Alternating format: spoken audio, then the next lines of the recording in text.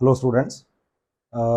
जो Google form बच्चों ने भर के बेचा था उसमें जो मैक्सिमम प्रॉब्लम्स आई हैं बच्चों को, जो मैंने देखा है, लिस्टिंग की है। एक तो रेस्पिरेशन बैलेंस शीट भी, ग्लूकोज से टोटल 38 या 36 एटीपी कैसे बनते हैं उसकी काउंटिंग एक बार हमें आप करवा देंगे तो थोड़ी ठीक रहेगा। तो उसी टॉपिक को अभी मैं आज कंटिन्यू कर रहा हूँ आपके लिए।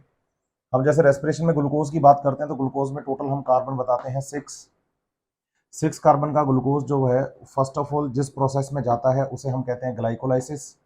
और ग्लाइकोलाइसिस प्रोसेस में हम फॉर्मेशन करते हैं पाइरुविक एसिड का। लेकिन आपको ये समझना है कि ग्लूकोज के हम मॉलिक्यूल कितने हैं। एक मॉलिक्यूल है तो एक मॉलिक्यूल में कार्बन कितने बनेंगे? 6 कार्बन है। तो आप बताएंगे कि पाइरुविक एसिड का यहाँ पर एक और एक टोटल 2 मॉलिक्यूल बनेंगे, 3-3 कार्बन के। एक पाइरुविक एसिड इधर,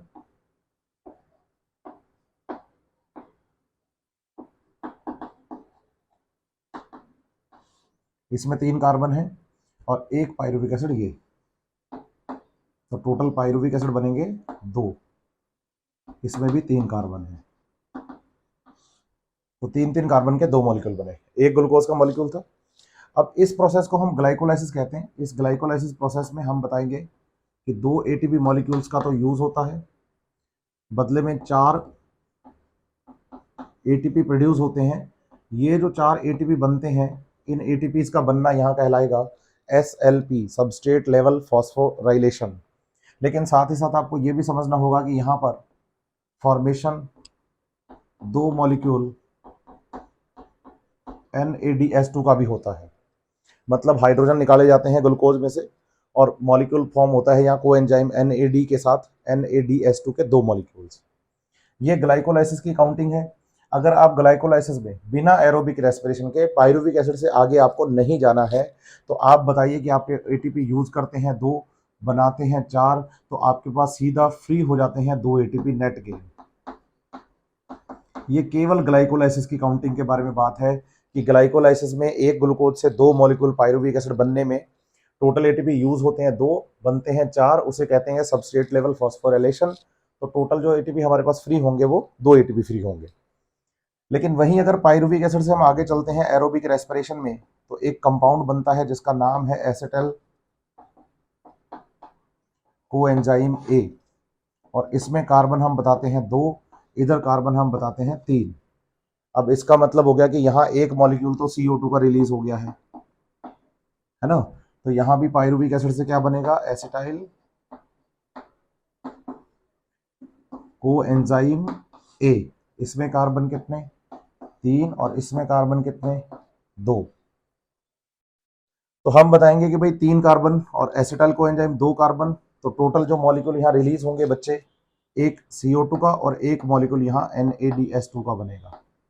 और ऐसा ही इधर भी है, एक मॉलिक्यूल तो CO2 रिलीज होगा और साथ में एक मॉलिक्यूल NADH2 बनेगा। इसे हम ऑक्सीडेटिव डीकार्बोक्सिलेशन के नाम से जानते हैं, और ये रिएक्शन लिंक रिएक्शन है। लेकिन फिर हम बताते हैं कि जो एसिटाइल कोएंजाइम है ये है, उससे आगे चलता है क्रेब साइकिल। और जब हम एक क्रेब साइकिल को चलाएंगे एसिटाइल कोएंजाइम ए से, तो इसमें 2 मॉलिक्यूल तो निकालेंगे हम CO2 के, 3 मॉलिक्यूल हम बनाएंगे NADH2 के, एक मॉलिक्यूल हम बनाएंगे FADH2 का, और एक मॉलिक्यूल हम यहाँ पर GTP या ATP का बनाते हैं, जो कि वास्तव में एक SLP होता है, substrate level phosphorylation. Chemical reaction में सीधा ही डायरेक्ट जो ATP फॉर्म होता है उसकी बात चल रही है। फिर आप बताएंगे कि एसिटाइल कोएंजाइम ए से इधर भी चलेगा क्रेब साइकिल। इसका मतलब 2 पाइरुविक एसिड से 2 क्रेब साइकिल। एक क्रेब साइकिल में 2 मॉलिक्यूल तो निकलेंगे CO2 के, 3 मॉलिक्यूल निकलेंगे NADH2 के, एक मॉलिक्यूल बनेगा FADH2 का, और एक मॉलिक्यूल बनेगा यहाँ GTP या ATP, जिसे कि हम SLP कहते हैं। अब आप बताइए कि BA टोटल काउंटिंग अगर देखें तो एक पाइरुविक एसिड से एक NADH2 लिंक रिएक्शन में, इसे मैं अगर बोलूं तो मैं इस रिएक्शन को लिंक रिएक्शन बोलता हूं। इस रिएक्शन को मैं लिंक रिएक्शन में एक NADH2 और क्रेब साइकिल में 3 NADH2, तो टोटल NADH2 बने यहाँ पर 4, और FADH2 एक, और GTP या SLP वाला एक पाइरुविक एसिड से एक ATP, दूसरे पायरुविक एसिड से दूसरा एटीपी।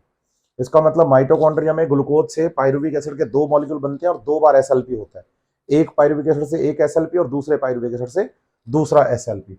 लेकिन हमें यह भी समझना पड़ेगा कि जब हम इलेक्ट्रॉन ट्रांसपोर्ट सिस्टम की बात करते हैं with in the inner mitochondria membrane, तो हम बताते हैं कि ईटीएस में जो एक NADH2 मॉलिक्यूल जाएगा तो उससे टोटल 3 एटीपी का फॉर्मेशन होगा, और एक FADH2 अगर जाएगा तो उससे 2 एटीपी फॉर्म होते हैं।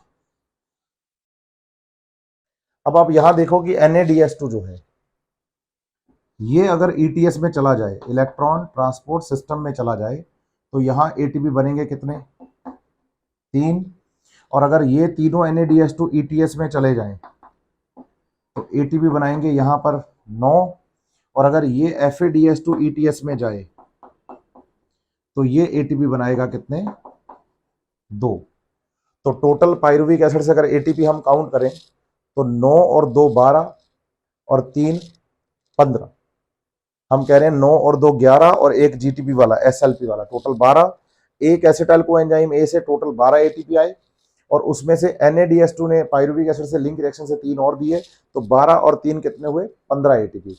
एक पायरुविक एसिड से 15, तो सेम दूसरे पायरुविक एसिड के साथ भी होगा कि जब ये ETS में जाएगा तो इससे बनेंगे 3 एटीपी, इस NADH2 से भी बनेंगे ETS में 9 एटीपी, इस FADH2 से ETS में बनेंगे 2 एटीपी। तो टोटल उधर भी एटीपीज का जो फॉर्मेशन हो रहा है वो आप बताएंगे एक पायरुविक एसिड से 15, दूसरे पायरुविक एसिड से भी 15, और 2 एटीपी हमें ग्लाइकोलाइसिस में सीधे मिल जाते हैं। तो 15 + 15 30, 30 + 2 32। अब आगे बात आती है ग्लिसरॉल फॉस्फेट शटल और मैलेट एस्पार्टेट शटल की।